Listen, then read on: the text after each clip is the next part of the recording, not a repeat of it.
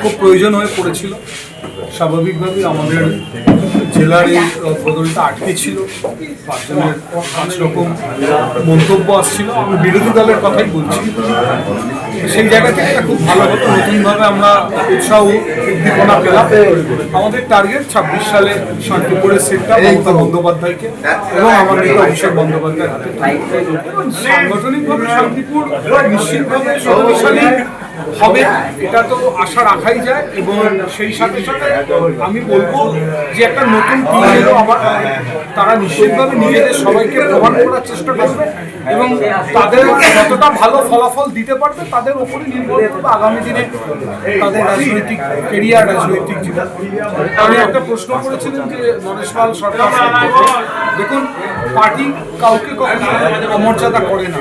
তিনি সিনিয়র হিসেবে একটা কঠিন সময় দায়িত্ব নিয়েছিলেন, দায়িত্ব শেষ করেছেন, দল তাকে সিআইসি পদমর্যাদাও দিয়েছে। সেজন্য আশা করা যায় নিশ্চিতভাবে তিনি পৌরসভার কাজে তার ভূমিকা পালন করবেন। এটা সম্পূর্ণ পার্টির আভ্যন্তরীণ বিষয়, এটা আমি মিডিয়ার কাছে বলতে পারবো না কি কারণে দেরি হলো। আমি মনে করি দেরি হওয়া বা দেরি না হওয়ার থেকে বেশি দরকার হচ্ছে শান্তিপুরের বিধায়ক হিসাবে এই সিটটা মাননীয় মুখ্যমন্ত্রী মমতা বন্দ্যোপাধ্যায় এবং আমার নেতা অভিষেক বন্দ্যোপাধ্যায়ের হাতে তুলে দেওয়া।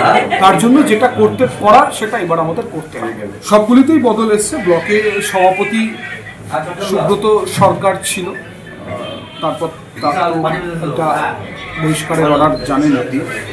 সুশান্ত ঘোষ ব্লকের সভাপতি হলেন, সহ সভাপতি এবং পঞ্চায়েত সমিতির বিরোধী দলনেতা হিসাবে সুব্রত সরকার মাস্টার সে থাকলো। যুবর সভাপতি হিসাবে আমাদের শুভঙ্কর বারুই হরিপুরের, আর ভাইস প্রেসিডেন্ট হল রমেন্দ্র প্রামাণিক।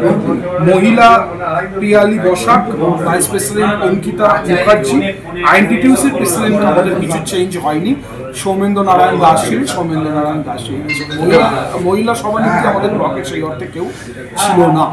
শহরে নরেশ লাল সরকার ছিলেন, সেখানে বৃন্দাবন প্রামাণিক সভাপতি, সহসভাপতি বিভাস ঘোষ।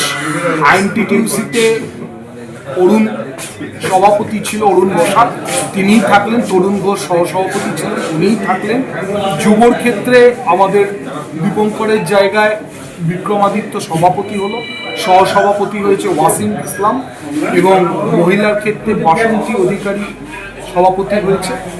নিশ্চিতভাবে দেখুন দল অত্যন্ত ভরসা রেখে, বিশ্বাস রেখে সবাইকে দায়িত্ব দিয়েছে।